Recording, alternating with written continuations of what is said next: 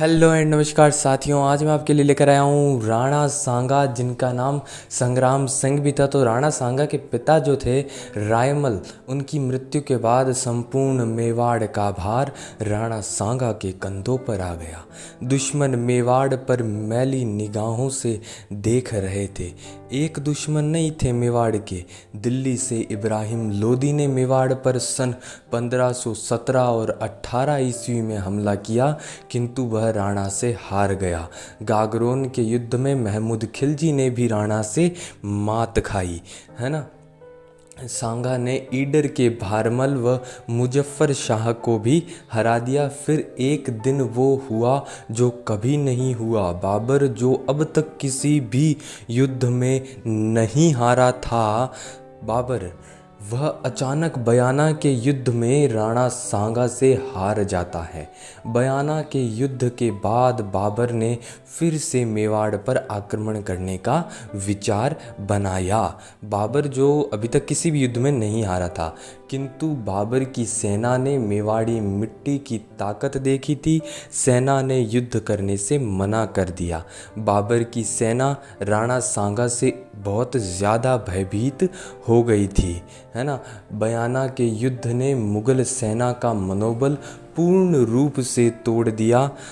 बाबर ने सेना को लालच देते हुए कहा, सेना को सोने के सिक्कों द्वारा नवाजा जाएगा, यानी कि संपूर्ण सेना को। फिर भी सेना युद्ध करने के लिए तैयार नहीं थी। फिर बाबर ने लालच दिया, इस युद्ध के बाद किसी भी तरह का कोई युद्ध नहीं किया जाएगा, लेकिन फिर भी सेना मानने को तैयार नहीं थी। सेना ने कहा, मेवाड़ छोड़कर किसी भी राज्य से युद्ध कर लो, पर मेवाड़ नहीं जाएंगे।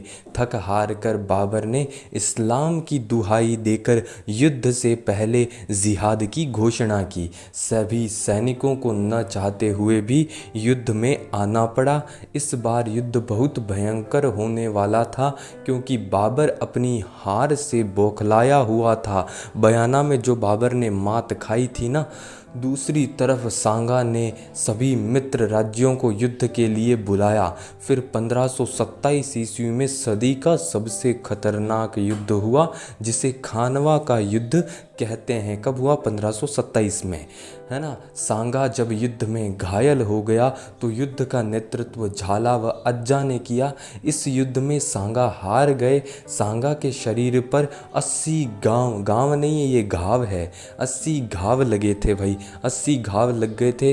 अंत में सांगा को जहर देकर मार दिया गया था। इतिहास का ऐसा शूरवीर योद्धा जो एक हाथ व एक पैर से अपाहिज था और एक आंख से अंधा था, इन सब के होने के बावजूद, इतना सब होने के बावजूद आप इसकी शक्ति का अंदाज़ा इस बात से लगा सकते हैं कि उसके दरबार में 7 राजा, 9 राव और 104 सरदार उपस्थित थे। यानी तो दोस्तों, आपको सांगा के बारे में जानकारी कैसी लगी हमें कमेंट में आप ज़रूर बताइएगा। लाइक, शेयर, सब्सक्राइब कर दीजिएगा और वीडियो को अंत तक देखने के लिए बहुत बहुत धन्यवाद आपका। ऐसे ही हमारा साथ बने रहिए इस चैनल पर।